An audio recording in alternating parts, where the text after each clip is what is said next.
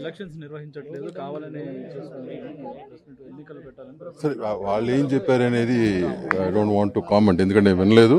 So దాని మీద నేను కామెంట్ చేయను. కానీ ఛాంబర్ ఎలక్షన్ జనరల్గా జూలై ఎండ్కి పెట్టాలి. ఆ ప్రాసెస్ ప్రకారం కొన్ని ఇంపార్టెంట్ ఇష్యూస్ మేము హాఫ్ వేలో ఉన్నాయి కాబట్టి 1 year అది ఎక్స్టెన్షన్ కోరటం జరిగింది. 1 year ఎక్స్టెన్షన్ కోరటం జరిగింది. సో దాని మూలంగా we have to see what will happen right now. We're still in the process. అది ఏంటనే చూడాలి. ఇంకా ఎక్స్టెన్షన్ సేమ్ బాడీ కంటిన్యూ చేయమని, ఎందుకంటే కొన్ని ఇంపార్టెంట్ ఇష్యూస్ పెండింగ్ ఉన్నాయి. అన్ని మూవ్ చేసి హాఫ్ వే త్రూ ఉన్నాయి. సో వాటి గురించి అనేది అనుకోవడం జరిగింది.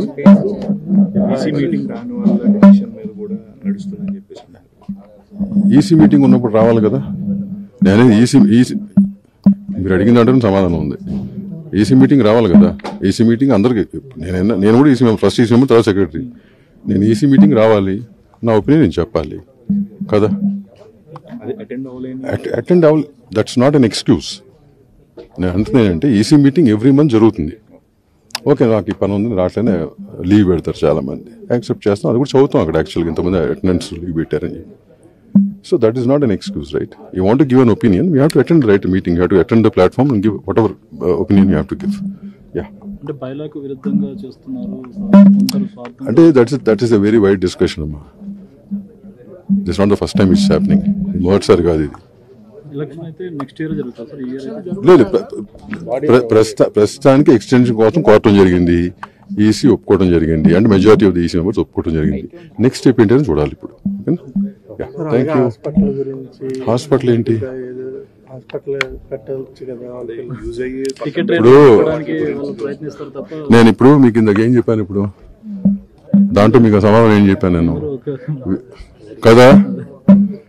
సో అది ఇప్పుడు ఇక్కడ ఉన్న వాళ్ళు చాలా మంది పాత వాళ్ళు ఉన్నారు కదా, చాలా మంది పాత వాళ్ళు ఉన్నారు. ఇట్లాంటి సిచ్యువేషన్స్ చాలా ఫేస్ చేసిన అన్ని వినున్నారు కదా ఇంతకుముందు. మీకు తెలియదా? తెలుసు కదా, మీకు మనసాక్షి చూసి చెప్పండి. మీ అందరికి కూడా రిపోర్టర్లు కదా, మీరు కూడా ముందు తీసుకెళ్తారు కదా. వాట్స్ హ్యాపెనింగ్, హూస్ హూ అనే దానికి యూ ఆల్ నో. సో వాటి గురించి నేనేం మాడతాను చెప్పండి. Let us wait and watch. Nobody is against anything. ఇప్పుడు everybody wants a certain way, it will happen. Nobody wants a certain way, it not happen. That's what it is. Problems solve చేయడం కోసమే what is the reason? What is the reason? It's not ఇప్పుడు for example